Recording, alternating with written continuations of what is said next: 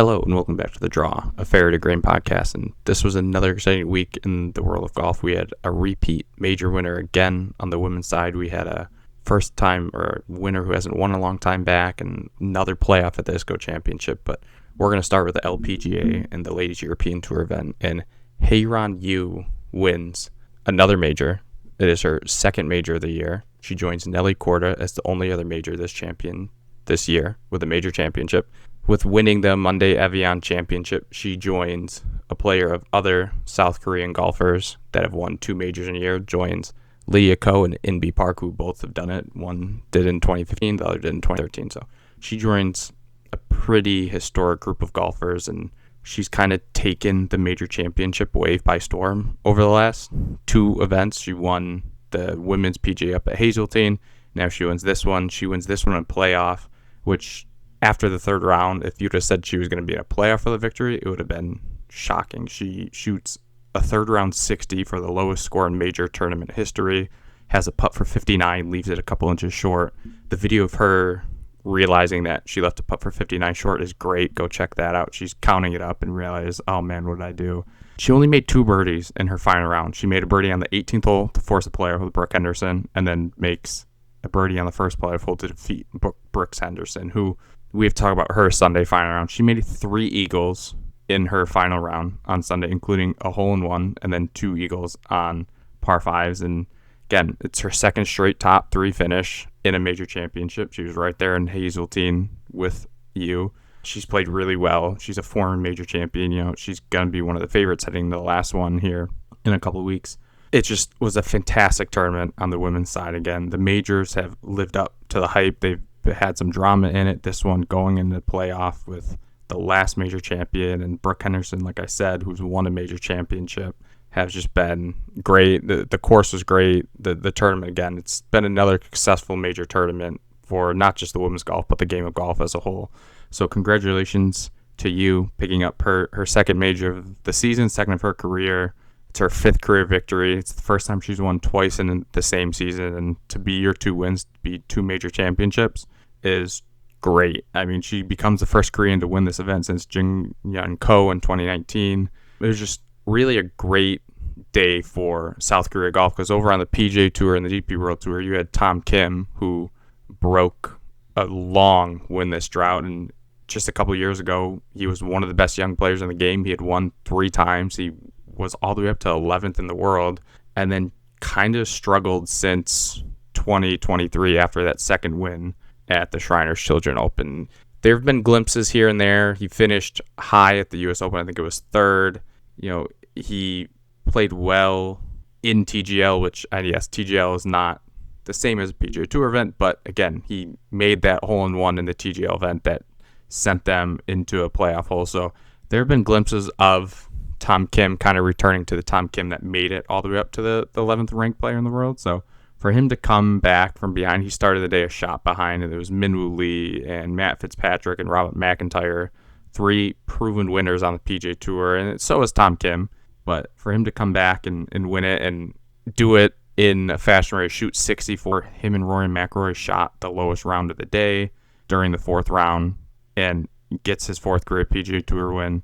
It is, for South Korea, it's just really cool. Tom Kim and Haeran Ryu, they're sweeping 2 of the game's prestigious European championships, and they're the only second Korean duo ever to win on the same weekend. So really cool international winners, really cool for South Korea to have 2 winners from their home country win in the same weekend at 2 really big-time events in Europe. We're going to talk about some of the other players on the PGA Tour. Rory McIlroy looked to be in contention and then just shot a 73 on Saturday, didn't really look himself, wasn't good, kind of played himself out of contention and couldn't really get his way back. And he still finished in the top 10 after a final round 64, like I mentioned before. But, you know, he's starting to round in form, especially with a major coming up here in this next couple of days. So he'll be one of the favorites over at Royal Birkdale, even though he hasn't played a ton this year. He's played well. He obviously won the Masters, and he's played well in other events as well. So that's one to look out for. Matt Fitzpatrick, just another solid week. He was my pick last week. He finished tie 3. Kind of a disappointing day for him. He shoots 1 under, 69. He had a chance. He was in the lead, tied, like I said, and never really got it going Sunday. But again, he'll be one of the favorites this week. at the Open Championship. Johnny Kiefer, the Korn Ferry Tour player there, he finishes tied third, and with that finish, he gets into the Open Championship this week. So that's really cool for him. And it was Michael Thorbjornsen and Victor Perez were the other two last qualifiers from this event to get into the Open Championship. So good for those guys playing another major. But Tom Kim, again, one of the best young players. He's still only 24. He has 4 wins, and he joins a list that includes Hideki Matsuyama, Roy McIlroy, Sergio Garcia, and Adam Scott as the only players born outside the U.S. to have won 4 times on the PGA Tour before the age of 25. So that's elite company. All of them are major winners, and Rory obviously is a Grand Slam winner. Sergio Garcia is one of the best Spanish players ever to play. Adam Scott's arguably the best Australian player to ever play, and Hideki Matsuyama is probably the best Japanese player to ever play the game on the men's side. So Tom Kim joining a pretty exclusive club with that 4th win, and it was really cool because, again, he's one of the best characters out there. You saw at TGL his energy and his emotions really show out. You see him at President's Cup when those team events that he loves, he gets really going during those. And now, I don't know if he would have been on the President's Cup team, probably just because of his history with it, but he's going to be on that team now. I think he's all the way up to 5th in the rankings, and him and Siwoo Kim form a pretty formidable duo in those pair events. So look for those 2 players to be paired again out in Medina versus the USA team. So that will be another fun thing. You see Kim in the international team for the President's Cup. That's always fun. But again, Tom Kim, moves all the way up to 32 in the world. I think he fell out of the top 100 in the world at one point. So it's really cool mini comeback story. This is going to be a comeback story like a Brandt Snedeker who won one of the opposite field events early in the year, or someone else like Anthony Kim or anything, but just a young player who kind of took the world by storm at this event a couple of years ago. Then he wins in like his 4th start on the PGA Tour, wins 2 more times. It's like, oh, this sky's the limit, and then really struggles. So good for Tom Kim. He fights back and gets a win. Over the alternate field event, the ISCO Championship down in Louisville, Kentucky, we had another playoff. And if you listened to the podcast last week, I mentioned it with Brian that every year except the first year when Scott Piercy won by 3 strokes, it's been the margin of victory has been 1 or in a playoff. And yet again, we had another playoff. The last time this event was in a playoff, it was 2024, and Harry Hall picked up his first career. And this week, it looked like Lucas Glover was going to come out with a victory, and he had a tough back 9, similar to last week at the John Deere where he was in contention. He finished T3 there. He shoots a final round 71 on a course where low numbers are easy to get, so that was shocking. He multiple bogeys on the back 9 and kind of left the door open for Stephen Fisk, who shoots 67 in the final round, and Taylor Pendrith, who shot a 65. He set the clubhouse lead, and Fisk had a chance at birdie the last 2 holes, didn't make it, so he forced a playoff with Pendrith, and they went back and forth, trading pars through the first 2 playoff holes, and Fisk finally closed the door with a par and Pendrith with a bogey. So for Fisk, this is his 2nd career win. He won the 2025 Sanderson Farm Championship last fall. Just, again, to say you're a 2-time winner on the PGA Tour is great. Not many people can say that. You have 1 win. Not many people can say you have 1 win, but then you have 2, and it kind of validates that, hey, I can do this. So really cool for him. And again, this tournament always delivers close finishes, and I don't know if it's the golf tournament or what it is, or the golf course. I know they're playing at a new golf course these last 2 years, but that weren't the normal ones from the first 7 years of this event. So I don't know if it's that, but there's something in the water in Kentucky that makes this tournament great. I think that makes it really cool for the opposite field events that there's still good golf being played and you can watch good golf. And one of the feel-good stories was Aaron Wise, who finished T3rd, shoots a disappointing final round when he was in contention, but he's been battling back from some mental health struggles. He was very open about it, and to see him playing well again, he's played well on the PGA Tour before. He was a really good player and then stepped away from the game for a couple of years and now kind of getting his footing back. So that would have been a really cool story to see if he would won. But, he plays well, gets a T3rd finish, and he'll be teeing up again this week in the next opposite field event. So, again, ISCO Championship, good finish as always, close finish. Stephen Fisk now a 2-time winner on the PGA Tour. This week, the LPGA Tour, Ladies European Tour are off before they head to Scotland for the Scottish Open next week. And that clears the way for 2 PGA Tour and DP World Tour co-sanctioned events. So we'll start with the opposite field event and it's the Corales Puntacana Championship. Last year, Garrick Higo won by 1, but I don't want to say he didn't win it. He did win it, but Joel Damon, who shot the course record on Saturday, was leading for most of the round on Sunday, and he choked and he bogeyed the last 3 holes at a course that you can't do that. It is called the Devil's Elbow for a reason. It's a very hard, difficult closing 3-hole stretch. The par 3 that I think is the 17th hole, it's I think it's in the top 10 for hardest par 3s on the tour. And then the 18th hole, you have to hit a drive over the bay. I think it's Corales Bay and over cliffs to land it. And if the wind is blowing, it's going to be tough. So Joel Damon looked to have his second career win at the Corales Puntacana Championship last year, and he kind of lost it. Garrick Higo picks up his second career win. He's looking to become the first defending champion of this event. Now, last year it was played in April. This year, obviously, we're in July, so we'll see how the weather and the wind changes for that. I'm very curious to see how different it is, or maybe it's not different at all. Again, I don't know. I'm not down there, so I don't know the winds and how much they're different from April to July in the Dominican Republic. But again, we'll see. Taylor Pendrith is in the field. Chad Ramey's in the field. Both winners on the PGA Tour. Bryce Garnett won this event. He's in the field. My pick for this week is Mackenzie Hughes. He's won 3 times on the PGA Tour. He's never won this event, but he's played this event twice and has a tied for second finish and a solo third finish. So he plays well at this golf course for whatever reason. He's a really good putter, and that really helps. He has 2 top 10 finishes in his last 4 starts. The top 10 finish last week at the ISCO, and I think it was top 10 at the Charles Schwab Challenge. So he's playing good coming into it. So look for Mackenzie Hughes to pick up his 4th career PGA Tour win this week. I mean, you'll have people like Blades Brown is in the field. So again, you have some of the younger PGA Tour players in the field as well as they look to earn their way out of the PGA Tour and get that first win. The big tournament of the week is the final major on the men's side. It is the Open Championship at Royal Birkdale Golf Club. This is the site of Jordan Spieth's Open Championship victory in 2017. If you all remember, he had the crazy fiasco on, it was the 13th hole where he hit into the driving range, got relief and all that, and I think it was took him a half hour to finish that hole. And so he has good juju at this course. Now, whether he plays well, who knows? He enters the week 51st in the official World Golf Ranking, so it's not the same Jordan Spieth that won here 17.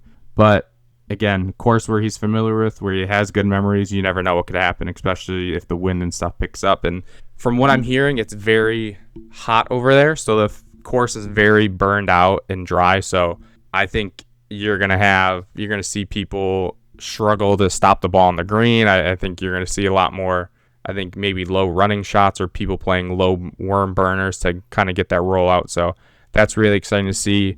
This field, it's a major field. Right? The top 30 in the FedEx Cup rankings are in the field. The top 50 in the official World Golf Rankings are all in the field. So that alone, just by that, you know that it's a star-studded field. I mean, you have Tommy Fleetwood, who's from Southport, England. This is very close to where he grew up. He finished 27th at that event in the 2017 Royal Championship at Birkdale. You got Matt Fitzpatrick, who finished T4th last year at the Open Championship, who's been one of the best players on the PGA Tour. You have Scotty Scheffler, who's the defending champ here and who missed the cut last week at the Genesis Scottish Open for the first time in 78 tries. So he's fully rested. What does his performance look like after missing his first cut? I think it was in 4 years. Wyndham Clark has played really well the last month and a half. Is he a contender here? He kind of surged late last year and got into the top 5 here at the Open Championship last year. You have Haeran Ryu, who won the PGA Championship at Aronimink, who's from England. So again, do some of these people who grew up in England, the Matt Fitzpatrick, the Tyrrell Hatton, Tommy Fleetwood, Haeran Ryu, Justin Rose, do they have an advantage of playing because they know what this course is going to play like in this condition? It's got to help. It's not going to hurt. You have Rory McIlroy, again, who won the Masters, who's looking to win another Open Championship. Again, it's the majors weeks never disappoint. It's going to be a fun golf course. The weather's going to be good. I wish it was a little windier because when it's really windy, I think I like that the most instead of hot and burned out. I want to see them hit low shots. I want to see them be creative with the wind and all that. It's going to be fun. Again, it's tough to pick a winner when there are so many great players in this event. Again, if I had to again, I'm not a betting man. Do not put money on any of the picks that Brian or I ever do because we're hardly ever right. Rory McIlroy is going to be up there for me. I don't know if he's my pick. It's always tough with these major championships. But I am going to go with Viktor Hovland, and that may surprise some people, but he's from Europe. He knows how to play in these linksy style conditions. I know he grew up in Norway, so it's not exactly England, but still, it should be a course and style of golf he knows, and he's played really well as of late. He had that win against Scotty at the Travelers Championship in a playoff, and when you can stare down the world number one and the best player in golf and beat him in a playoff, that says a lot about you. He in his last 4 starts, he hasn't finished lower or than T13. So again, he's playing really well outside of the win. Again, we've talked about it before, like who's the best player without a major championship. There's a lot of people. You can say Ludwig Oberg, you could say Tyrrell, and you could say Patrick Cantley, you can say Viktor Hovland, you could say Tommy Fleetwood, and all of those are good answers. I don't know which one of those is the correct answer, but I know Viktor Hovland is one of the best players without one, and it's time. And this is one of the courses that I think sets up well for him. He's improved his short game, improved his putting. We know his ball striking, and if his drivers cooperates, he's going to hit it long enough. And with the way it's going to roll out, his advantage of not being one, or disadvantage of being one of the non-big hitters, I don't think that's going to really come into play because of how dry it's going to be. The ball is going to roll out. So I think Viktor Hovland, he's my pick to win this week again. It should be a fascinating golf tournament. We have lots of storylines. Is the local Englishman going to win? Is Rory going to win another Open Championship? Does Scotty go back-to-back? No one's gone back-to-back at the Open Championship since Patrick Harrington did in 2007, 2008. Is he going to do it? Is he going to kind of get off that schneid? He hasn't won since the American Express earlier in February over in California.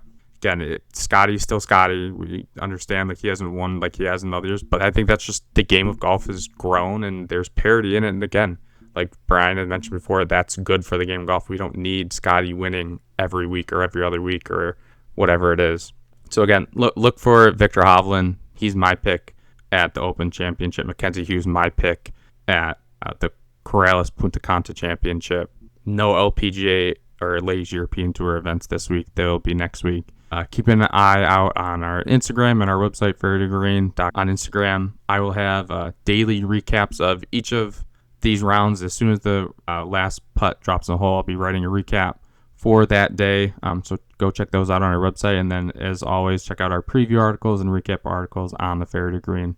And we'll be back next week. We'll preview the tournaments happening next week, and we'll review this last men's major championship of the year, which is wild to say that we've gone through all 4. You had Rory go back-to-back at the Masters. You had Haeran Ryu come kind of out of nowhere to win the PGA Championship. You had Wyndham Clark kind of put his stamp on a really good 2-month stretch of his season, win his second career U.S. Open.